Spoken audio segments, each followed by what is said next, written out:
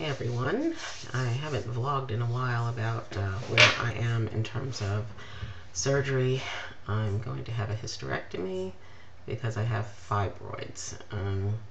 So if you've been following my vlog series, I've been talking about the trials and tribulations of dealing with getting ready for surgery because I have type 2 insulin-dependent diabetes and fibromyalgia. So juggling not only the issue of fibroids and the pain that it's causing me, but having to deal with getting my blood sugar under very strict control so that surgery can go well has been challenging. So I wanted to give a short update on what's been involved with that.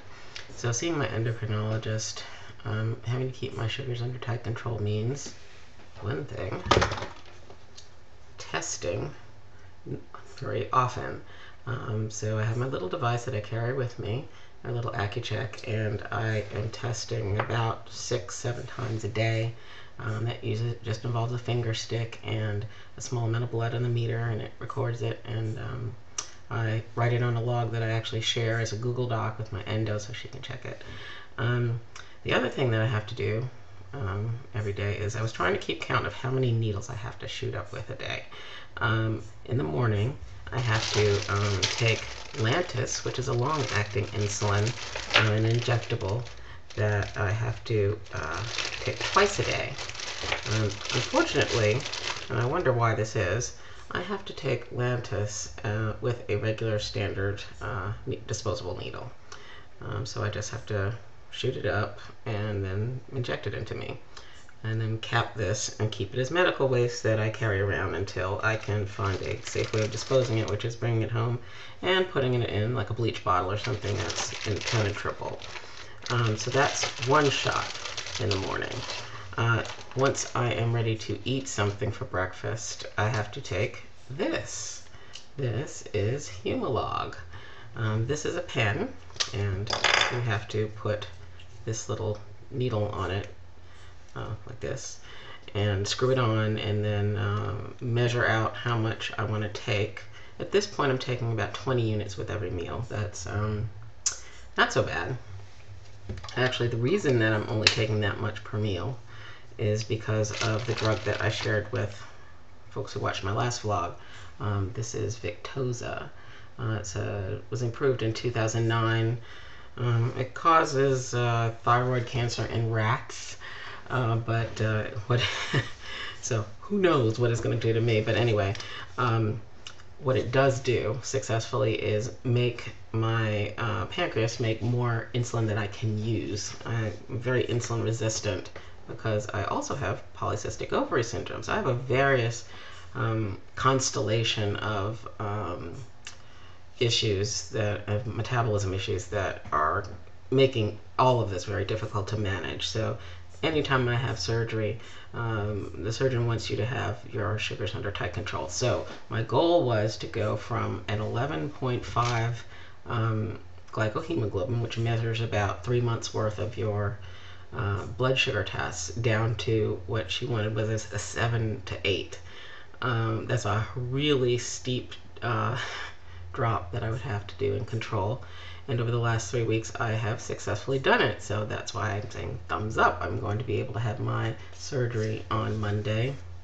I made a target of 8.5 over the last probably a month and a half, which is what it measured this last go round. And I took another test that I was not familiar with called fructosomine, and that turned out to have my blood sugars at a level of 7.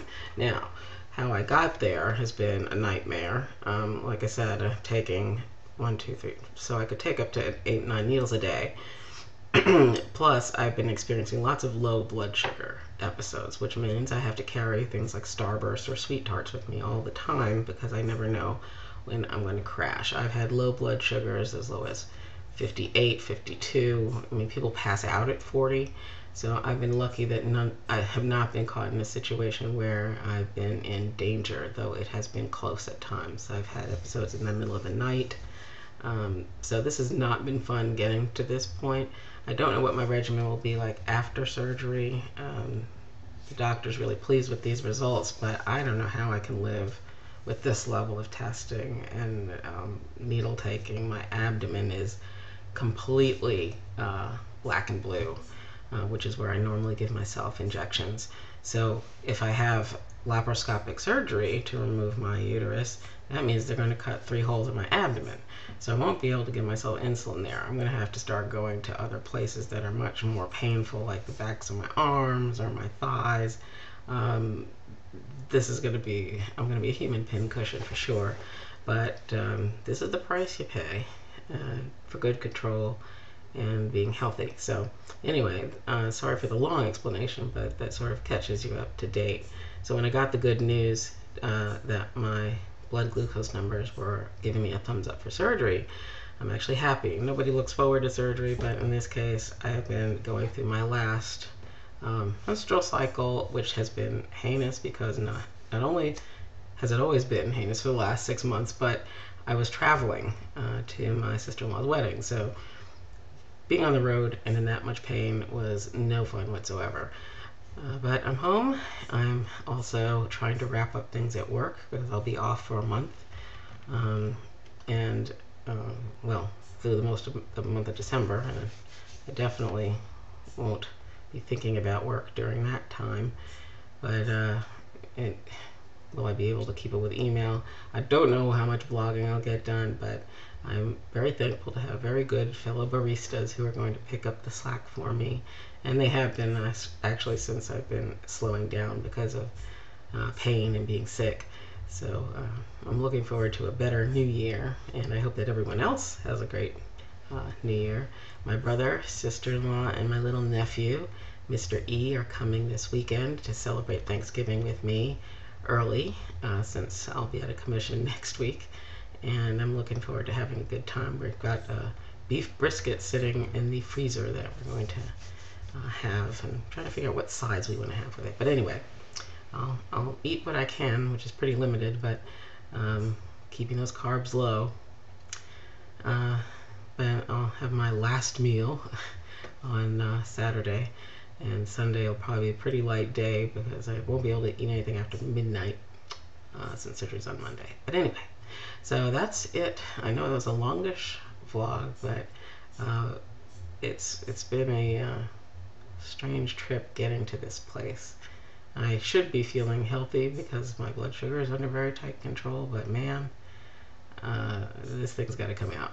It's got to come out now. So I'm looking forward to that, and many, many thanks to my family nurse practitioner, Kathy, who has been monitoring me all this time and giving me great advice on my insulin and titrating the new drug, Victoza. So I couldn't have gotten to this point without her. So thanks. And everyone, have a good evening, and I will talk to you hopefully. I'll probably do one more just before surgery. Anyway, talk to y'all later. Bye.